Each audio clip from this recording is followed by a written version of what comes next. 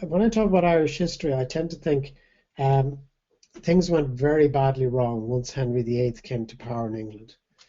Um, I won't go into the detail, but he had the break with Rome, the break with the Roman Church, and established himself as the head of the Church in England. And that really coincided with the advent of Protestantism in Europe and the great religious divide in Europe, which for Ireland was a dreadful tragedy and led to great suffering. Queen Elizabeth became Queen of England in 1550. An interesting fact about Queen Elizabeth, she could actually speak some Irish. She even had an Irish dictionary. And she one time met a notorious, well, not notorious to us, one of our great leaders, Queen Maeve of Connacht, actually went to visit Queen Elizabeth, and Queen Elizabeth regarded her as her equal. She was a queen in the west of Ireland.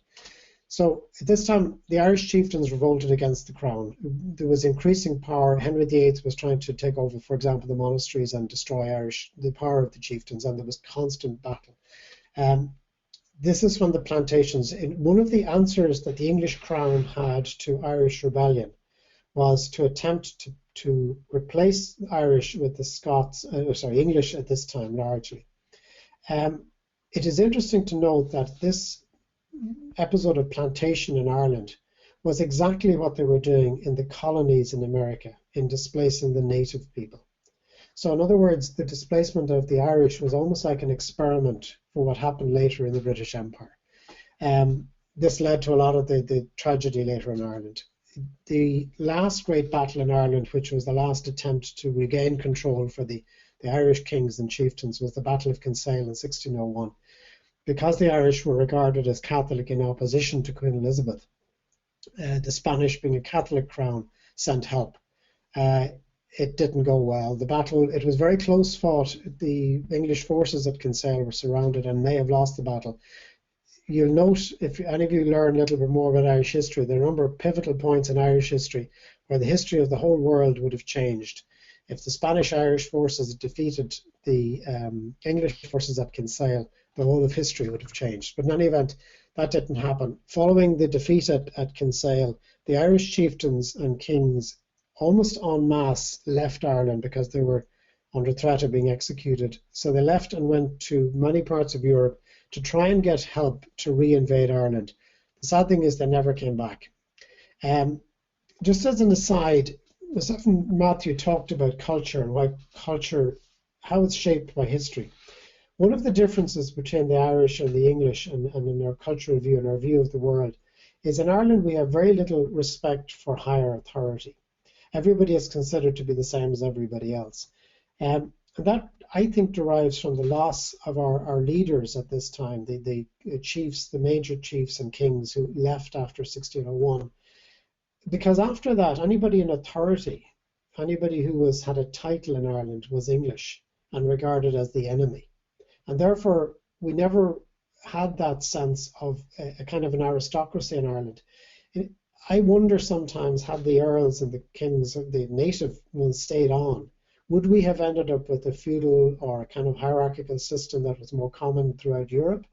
I don't know, but it is a defining change in Ireland in the way Irish people see the world and see ourselves in the world.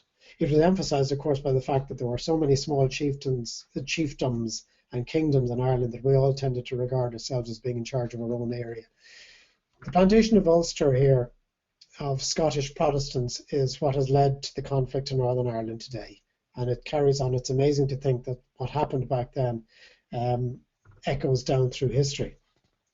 Now, let me go on to the next section, 1600 onwards.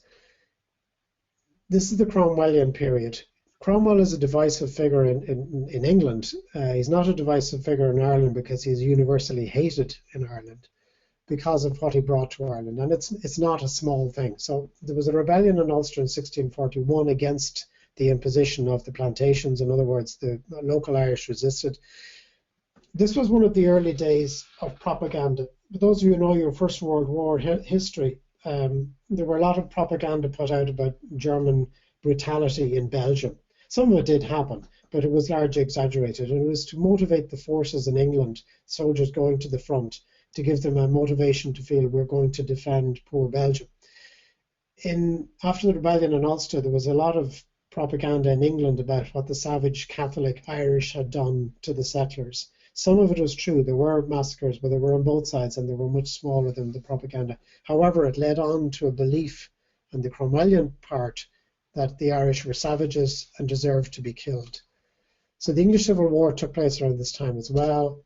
And the Cromwellian campaign, Cromwell sent his troops, the Roundhead soldiers, to Ireland from 1652 to 1653. Ireland was utterly devastated this time.